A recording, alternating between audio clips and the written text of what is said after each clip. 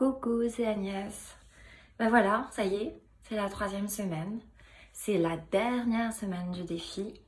Et j'espère vraiment que tu as respiré, que tu as pris ces 3 minutes, 5 minutes, 3 fois par jour pour respirer parce que les bénéfices, ils sont vraiment énormes.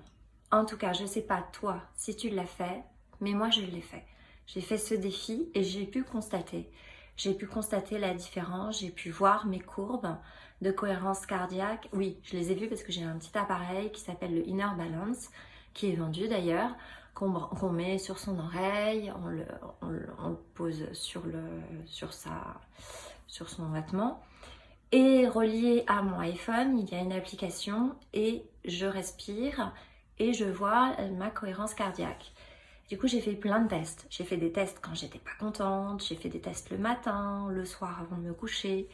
J'ai testé mes courbes et j'ai remarqué en effet que mon cœur, que la courbe de mon cœur, de la cohérence cardiaque, était très liée à mon état émotionnel.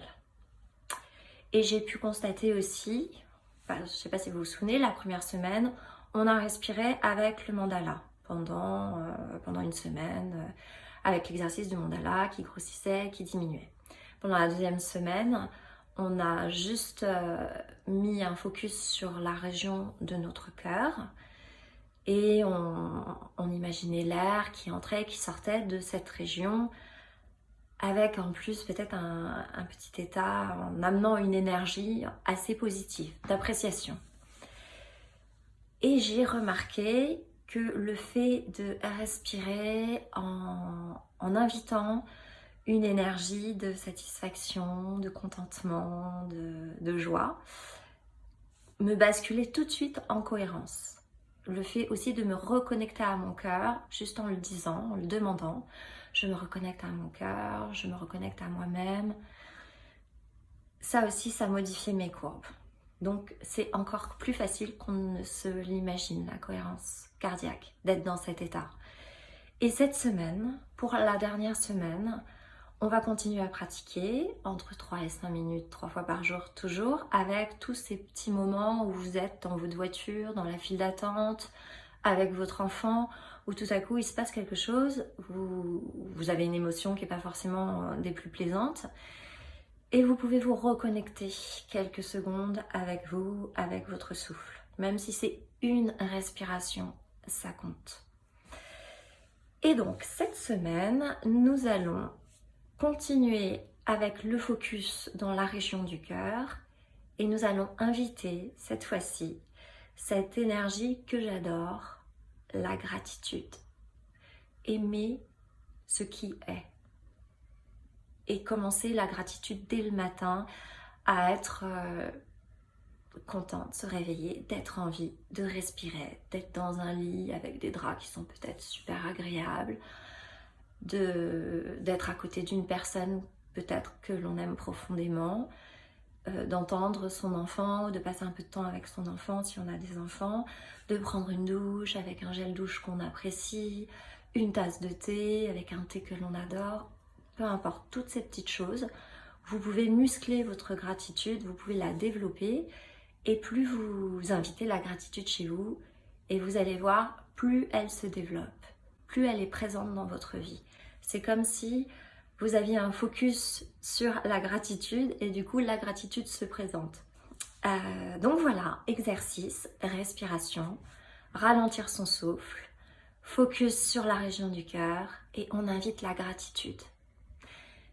Et bien plus encore, ce que j'aimerais que tu fasses, c'est que tu invites la gratitude envers la personne que tu es et le corps que tu as, là, à cet instant, exactement à cet instant.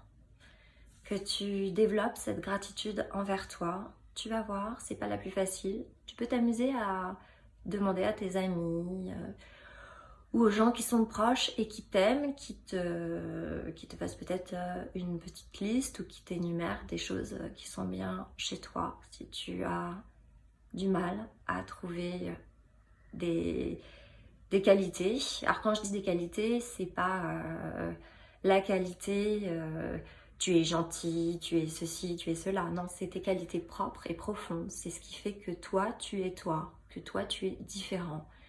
Et ça n'a aucune importance si certains n'apprécient pas ces qualités-là, ces choses, cette saveur que tu as, toi, et que personne d'autre n'a.